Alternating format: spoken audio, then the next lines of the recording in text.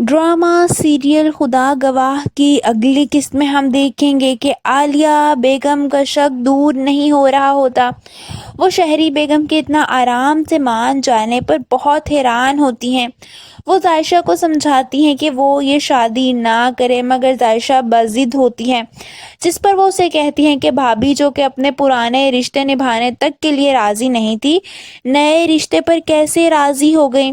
यहाँ तक कि शहरी बेगम सुफियान के पास जाती हैं और उसे जानबूझकर कहती हैं कि अरसलान की नई जिद है कि वो मंगनी नहीं निकाह करना चाहता है।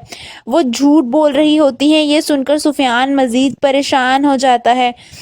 जायशा, शहरी बेगम और अरीशा शॉपिंग पर जाते हैं। सुफियान भी उनके साथ होता है।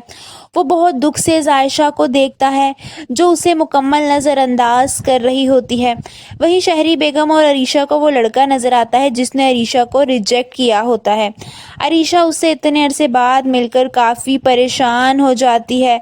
दूसरी तरफ हम देखेंगे कि जब अरसलान को पता चलता है कि उसकी माँ ने निकाह वाली बात की है, वो अपनी माँ से गुस्से से कहता है कि मैं जिस लड़की को देखना भी पसंद नहीं करता, आप उससे मेरी शादी करवाना चाहती हैं। वहीं शहरी बेगम आकर सारा इल्ज़ाम जायशा पर लगाते हुए आलिया बेगम से कहती हैं कि जायशा चाहती है कि मंगनी की जगह निकाह हो जाए। ये बात मुझे अरसलान ने बताई है। वो झूठ बोल रही होती हैं। वहीं आलिया बेगम और जायशा दोनों एक दूसरे का मुंह देखने लगती हैं, जिस पर शहरी बेगम कहती हैं कि मुझे बस अब जायशा को जल्दी से बहू बनाकर घर ले जाना है। उनको ये डर होता है कि कहीं अरसलान फिज़ा से शादी ना कर ले, इसीलिए वो अब जायशा को जल्द अज जल्द अपनी बहू बनाना चाहती हैं।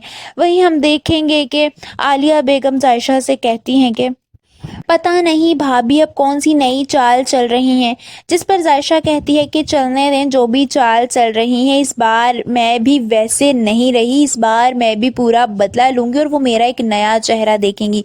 आप सबको क्या लगता है कि अब वाकई जायशा बदला लेगी? कमेंट्स में अपनी राय का इजहार ज़रूर कीजिए।